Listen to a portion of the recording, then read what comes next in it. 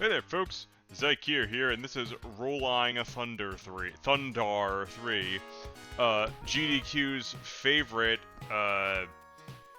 game that I submit by them, and we're gonna get this going.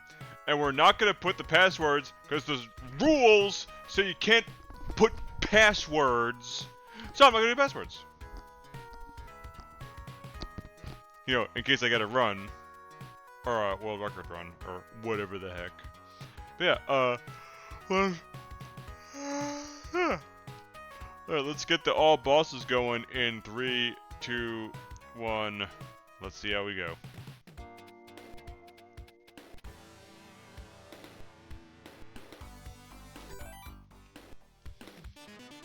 Okay. Do a couple warm-ups.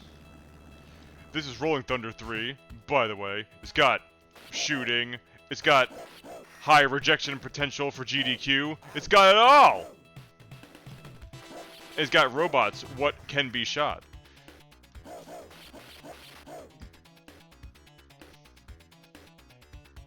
As you can see, we're bunny hopping. And we got the live split, which is lie split because I accidentally mashed the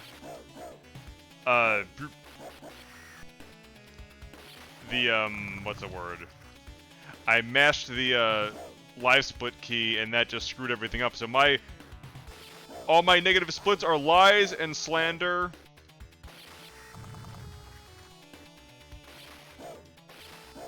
Okay, our main objective here is getting to the end of each level with as little health and ammo.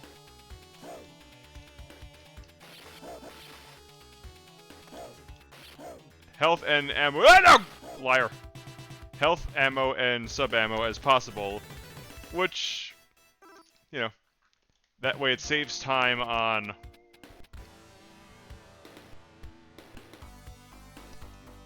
the end of level tally.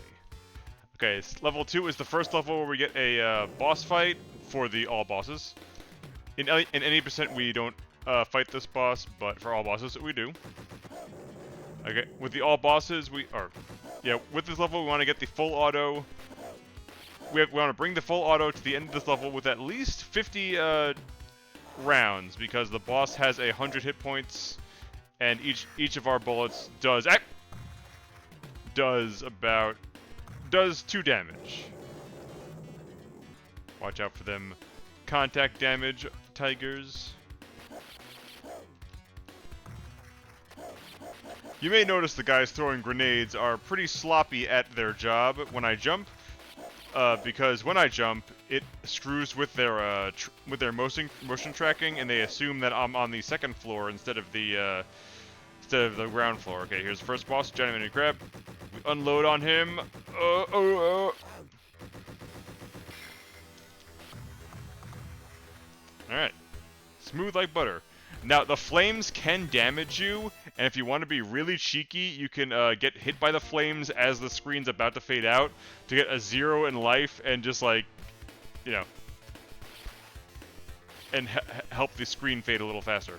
Okay, one of the main things of all bosses is that you do... that's bad. Is that you do the 3 vehicle levels in the game, which the any percent run skips.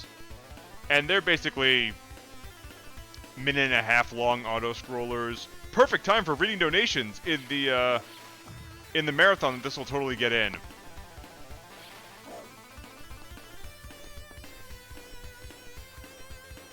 And in case you couldn't tell by me talking over the music, this game's got a banging soundtrack. You know, I should really go into my files and, like, reset the splits. Because they've been so destroyed by me accidentally, spacebarring them to death. You know, it's not like I have any, remembrances of the, speed, the splits. But yeah. I guess, why would you do that? Would you just, like, wipe the files or whatever? Okay, this is normally where I'd save the,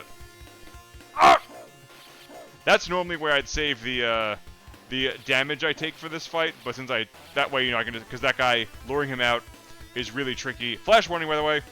Better get flash banged by the Dread, the villain.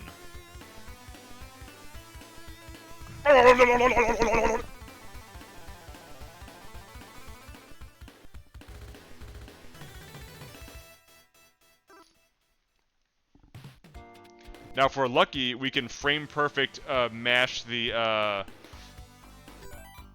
cutscene and just skip that entirely and save like about a second. But you know, no such luck. We're in Vegas, baby. Once again, we're foregoing a sub-weapon in favor of the powerful knife, which does a bunch of damage, especially to the enemies that take 2 hits. Now, the Robo Ladies, they're a little tricky. They won't always engage you, and they take a little more hits than usual to take out, and they also do contact damage. They are very much not fun to deal with. But luckily, if you know when they're vulnerable, they are a lot less intimidating than they seem. Oh!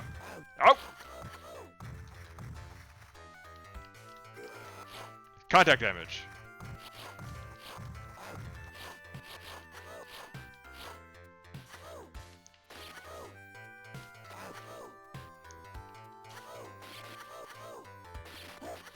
Yeah, they're usually vulnerable when they're jumping, when they're standing still.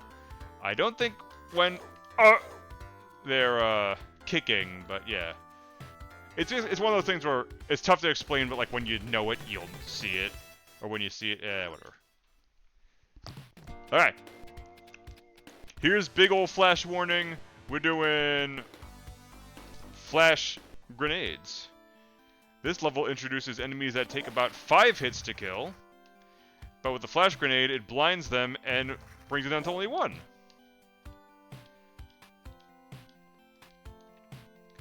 Yeah, so with this game, I'm pretty much the only one who like took a serious shine to learning a like speed tech for this. So learning the learning that bunny hopping actually reduced the speed, increased the amount of what's the word? Made you go slightly faster. Was pretty revelatory, especially considering I've been playing this game since my youth.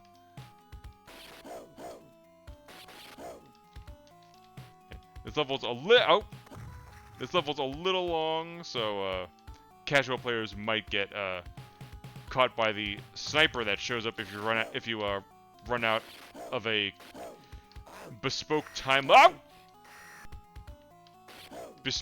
limit that each level has. Okay, we got. Okay, so the main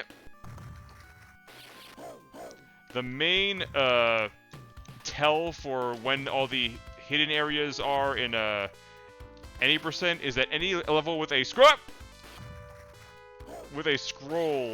like this level and level 2 and an upcoming level 8 will all what's the word? Have a scroll at some point. Stop, Dread! I'll blind you! We just watched helplessly as our spitball bullets can't possibly reach him from that height.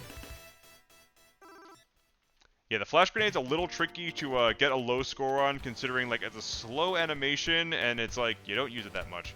Alright, vehicle level 2. This I feel like is a little easier than the It's a little easier than the motorcycle level because one, the enemies are. I'm just afraid of those guys. Like, your hitbox feels a little smaller and the enemies aren't quite as wide either, so it's harder to collide with them.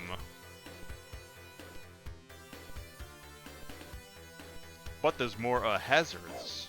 What with the mines? The speed mines, okay. And it also is the only vehicle level that encourages you to use the high jump to avoid damage, which is just silly.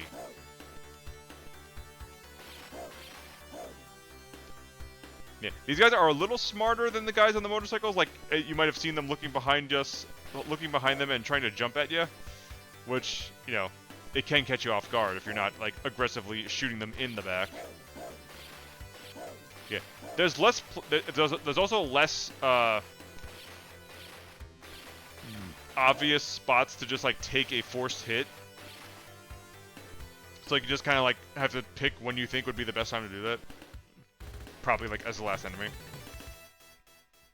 Alright, Easter Island. There's no escaping this level, because it's the worst one in the game. Not only because it's very hard, but we have to take a sub-weapon we can't use until the boss fight, all the way to the end of the level. This level has uneven terrain, tons of bomb-happy enemies, and just some of the worst first, like, 40 seconds of a level ever.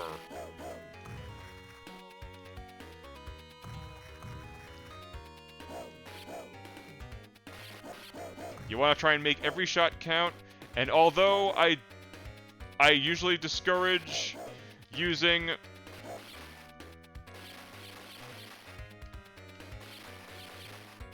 I usually discourage using nice.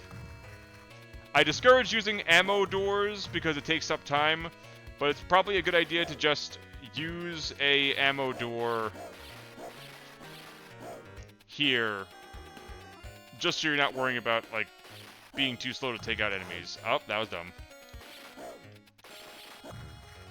Okay, it's...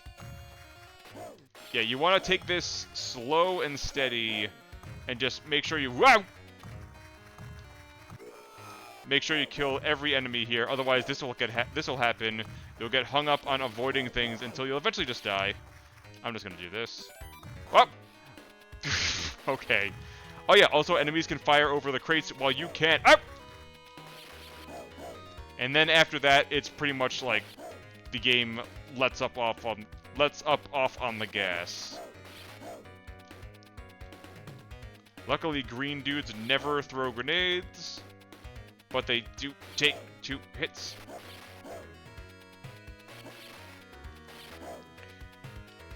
Alright, and we are at the boss. Unfortunately, we wanted to come here with full health, because that way we can just tank this boss's hit and keep... Oh well.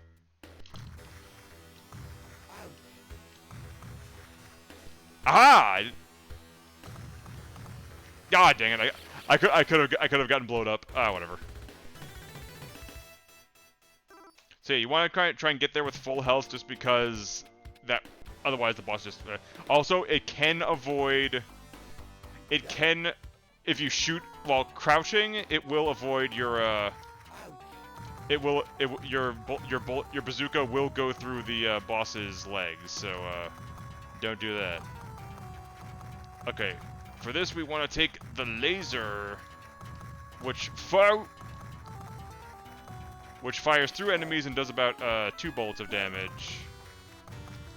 Not the most potent, but good enough given what you deal with in this part of these kind of enemies. Oh. It's good to try and get your clip emptied by the boss fight, so you can just knife the boss. This is the next boss. This is also one of the trickier levels in the game because there's just so much coming at you. It's a little tricky to remember to bunny hop. And if you thought that was bad, what do you see? The second half of the level, where we got bats. Who are extremely tenacious and will track your every moment. As long as you stand still and aim upward. Stop! Okay, so that's a death. Death in this game's pretty cheap, but yeah, they're unlimited continues, so you don't have to worry about bottoming out your credits. But it does take T minus however much time wasted to get to the game over, as it took. In this case, it took basically the entire level, plus however long it takes to get back to the ungame over screen. Maybe it'd be a good idea to get some more special ammunition for this level, since it's oh.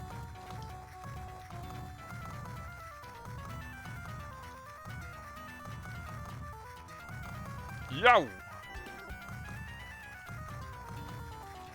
Unfortunately, unlike Contra Hardcore, Ray cannot slide. This game is very deliberately paced with its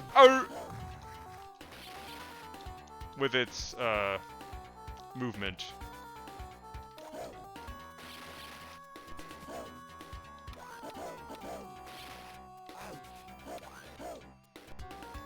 Yeah, it's kind of wild how deliberately paced this game is, like, in terms of this, like, not being, like, too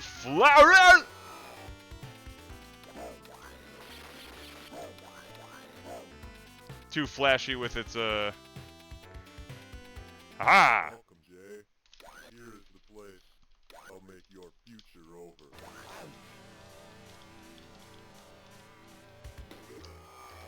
Yeah! Zero life, baby!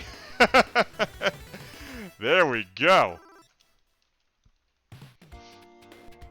So yeah, we don't want to be, like, hijack. So we don't want to be, like I said, we don't want to be too, have too much ammo. Okay. But we want to have, like, low out. Okay, this is a fun spin on the idea of a vehicle level. We're not on the vehicle, we're in the vehicle. We're on foot, and we're really getting used of... We really get to appreciate the knife, as well as the cover mechanics that this game introduces. Very cool level. A little tricky.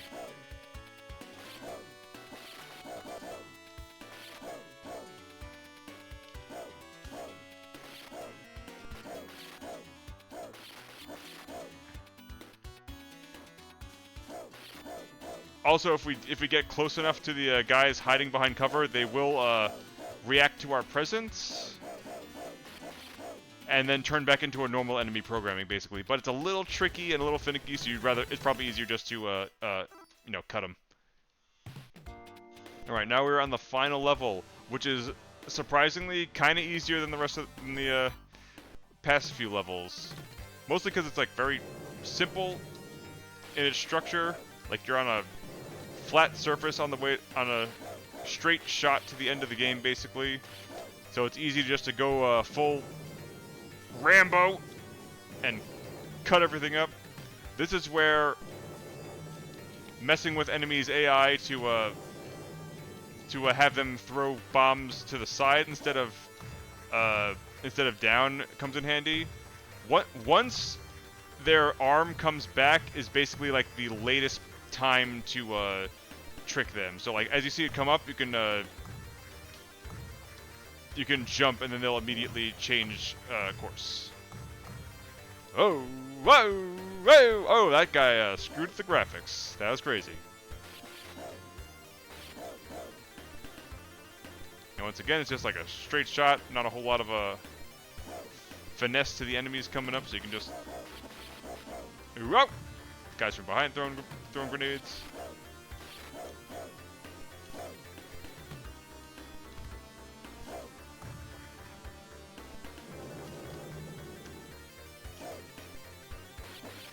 Yeah, once again, straight fundamentals. Okay. Should be easy peasy, and we are on to the final boss. This is Dread's mech. This takes about 100 HP. Once again, we'll be knifing. Dread comes out of the mech, and we start phase 2. We can comfortably get 3 slashes. It is possible to get 4, but you have to be really precise. And we want to try and save some hit points. Alright. Want to save some hit points so we can take a hit on the second phase. And that is it for all bosses. I still got it, baby. Even with the death, under 20 minutes. And the best part is, since I'm uploading my runs to YouTube now, they don't get cut off with 30 seconds cut off at the end. Thanks a lot, Twitch. You're so good.